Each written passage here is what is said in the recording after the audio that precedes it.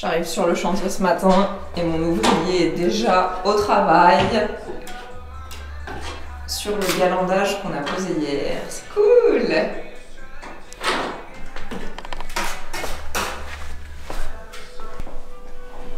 Enfin, mon ouvrier c'est Stéphane, hein, c'est pas un vrai ouvrier. Il a déjà recouvert toutes les vis.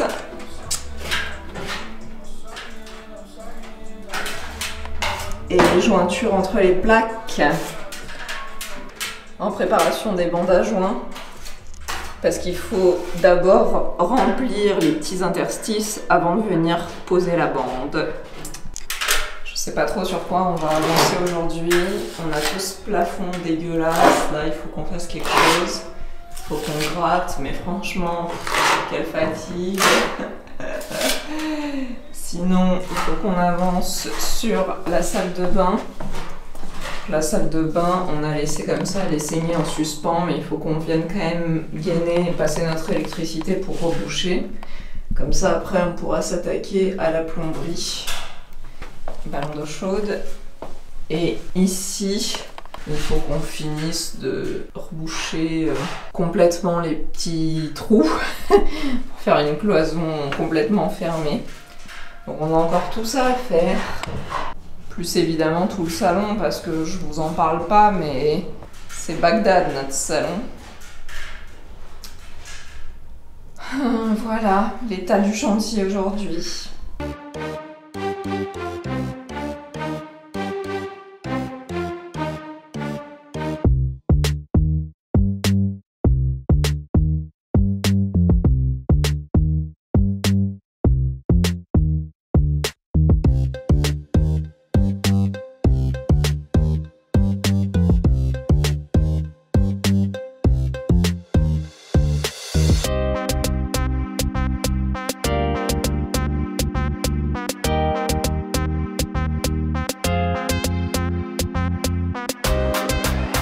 Vous êtes déjà peut-être demandé c'est quoi des portes avec âme alvéolaire? Et bien en fait c'est ça, c'est du carton en fait qui est mis sur la tranche, ça fait comme des boîtes d'œufs à l'intérieur des portes et en fait c'est ce qui remplit l'intérieur des portes, donc c'est pour ça que c'est léger. En fait c'est pas du bois massif, c'est du carton surprise à l'intérieur, voilà. Celle-ci avec un tout petit peu et entre c'était des tasseaux. Mais par exemple les nouvelles portes qu'on a achetées, si on les coupait en deux, et bah en gros tout ça, ça serait rempli de petits cartons mis comme des rouleaux de PQ mis les uns à côté des autres comme ça, et ça fait un espèce de croisillon en carton à l'intérieur. Avant de découper les portes, j'ai pris le soin de retirer les vitres. J'en ai gardé 4, donc c'est les vitres qui étaient au milieu de nos anciennes portes toutes moches. Et en fait, je me dis, qu'en les faisant recouper, je sais qu'ils font ça, le roi Merlin, il recoupe des vitres, et ben ça peut être carrément cool de les utiliser pour la verrière. Normalement, pour la verrière, on a ces vitres-là, qui sont des vitres normales, transparentes, qu'on a achetées à le roi Merlin et qui sont faites exprès pour aller dans la verrière. Et je me dis que ça peut être carrément cool de réutiliser ça. Alors bien sûr, là, elles sont toutes dégueulasses, elles sont poussiéreuses et moches et tout ça. Mais une fois bien nettoyées et recoupées aux dimensions, ça peut être carrément cool d'avoir ce petit motif un peu brise-vue plutôt que du verre transparent pour plus d'intimité dans la salle de sport. Et surtout, j'aime trop l'idée de récupérer des anciens trucs de l'appartement pour les réutiliser ailleurs dans une version complètement différente. Donc à voir, peut-être que ce sera nos vitres de verrière. Le fait d'avoir coupé les portes, ça a vraiment dégagé le salon. On a l'impression d'avoir un salon beaucoup plus grand. Et surtout c'est cool parce que ça donne l'impression qu'il y a moins de choses qui traînent. Donc on a décidé de se débarrasser un petit peu justement des choses qui traînent. Et notamment le B13 qui est toujours dans la cuisine. Donc c'était pas prévu parce que c'est pas une tâche prioritaire, mais ce qu'on va faire c'est qu'on va finir d'habiller l'arche aujourd'hui parce que comme ça va nous permettre de nous débarrasser de ces B13 qui traînent par terre dans la cuisine et après ça nous déblayera le passage pour qu'on puisse aller faire nos repérages de plomberie pour la cuisine qui sera juste derrière. Donc mission du jour, finir l'arche.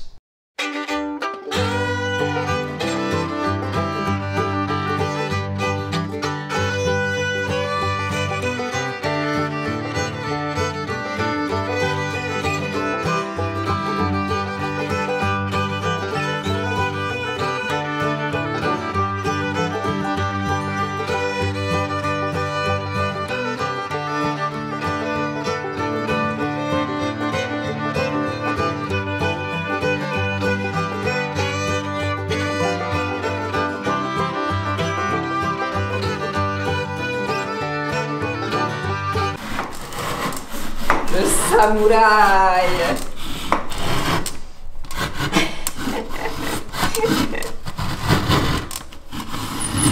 Il y avait un petit bout de UHS qui dépassait plus que la cloison.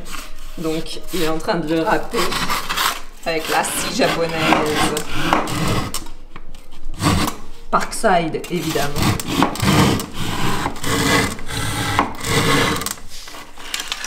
Coupez pas les fils!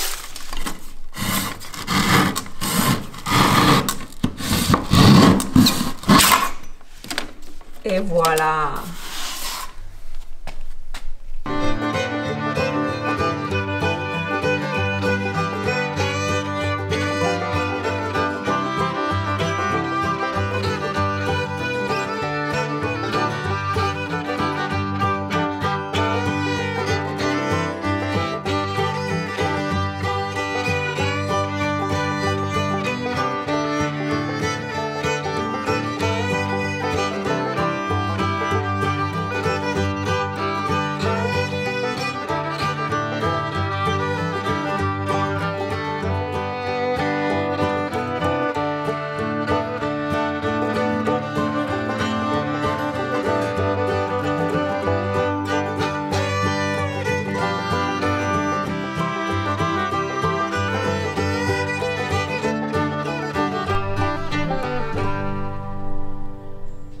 Nos gaines sont bien positionnées, on peut passer à l'isolant.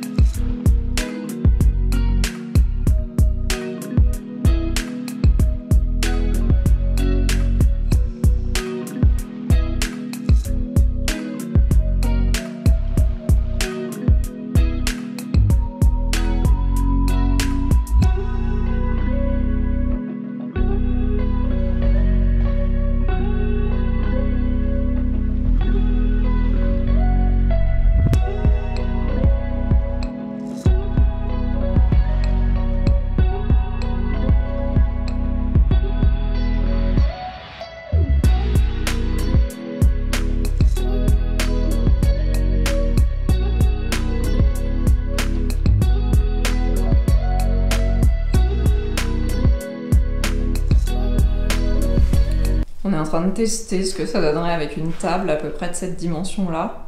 C'est pas mal, hein? On peut faire le tour comme ça, tac, tac, tac. Là, il y a les meubles de cuisine, là, il y a la table. Et là, quand on est côté cuisine,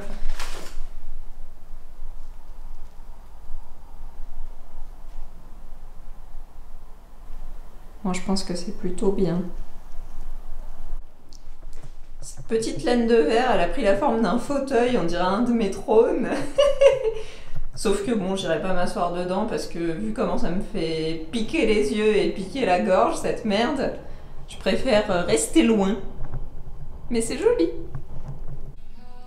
On est en train d'habiller la tranche de l'arche. Alors pour toute la partie en haut, c'est vissé sur le rail, ça va. La partie ici qu'il faut visser sur les montants, il faut pas mettre les vis dans les trous des montants. Pendant que j'étais au boulot ces derniers jours, Stéphane a avancé sur les bandes. Donc petit à petit, nos murs sont en train d'être terminés et ça c'est plutôt cool.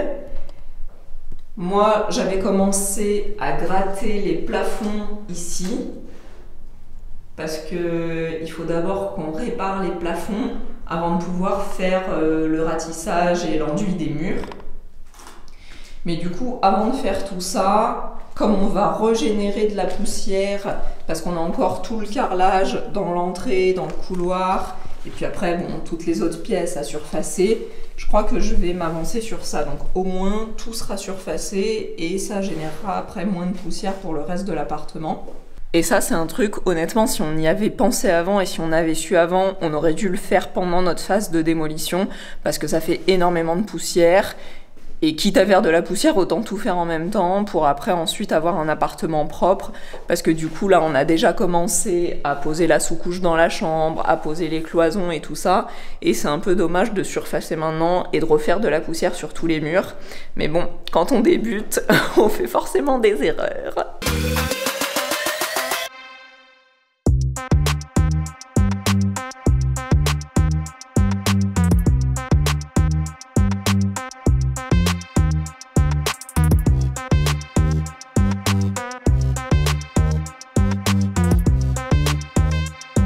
En attendant que la poussière se dissipe et que je puisse retourner surfacer, je voulais vous montrer un truc. L'arche qu'on a fini d'habiller l'autre jour, la séparation entre notre salon et notre cuisine, on l'a habillée avec des BA13 et pour que les angles soient bien droits, on a décidé de mettre des cornières.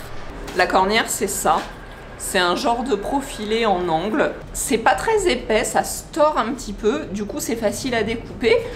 On a découpé ça avec la cisaille à métaux, la même qu'on utilise pour découper nos montants de BA13. Donc comme ça, on peut la découper à la taille nécessaire et ensuite venir la positionner sur nos angles en BA13.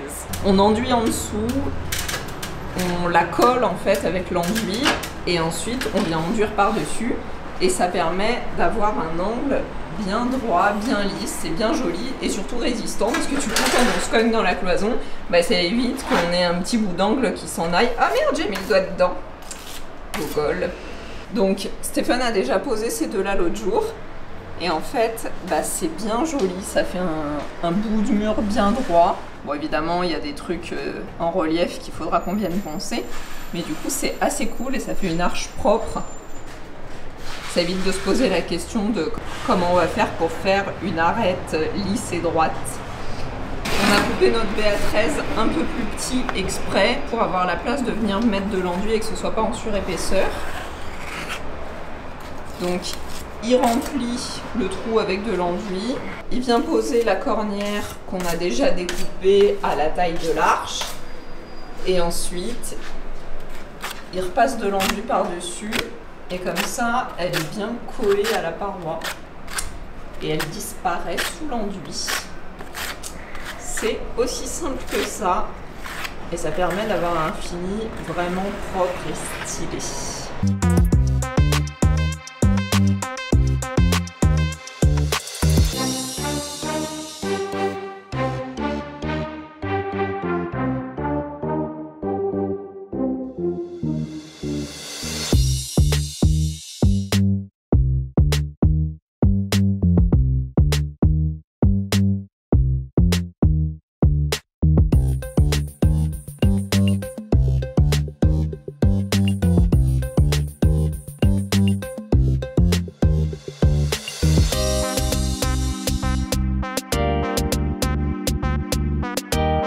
Voilà, donc j'ai fini de surfacer. J'ai pu faire le couloir, les toilettes et la salle de bain. Donc la dernière zone qui va me rester, c'est la pièce à vivre, le salon de cuisine. Mais ça, je peux pas le faire pour l'instant parce qu'il y a vraiment trop de choses à l'intérieur. Ça nécessiterait de déplacer trop de matériaux et pour l'instant, on sait pas où les mettre. L'avantage d'avoir fait ça maintenant, c'est qu'au moins, il n'y a plus trop de poussière à faire à proximité des chambres. Donc comme ça, il n'y aura pas de problème le jour où on pourra commencer les finitions dans ces pièces. C'est tout pour aujourd'hui. Exceptionnellement, il n'y aura pas de vidéo la semaine prochaine, donc on se retrouve dans 15 jours pour la suite des aventures. Bisous!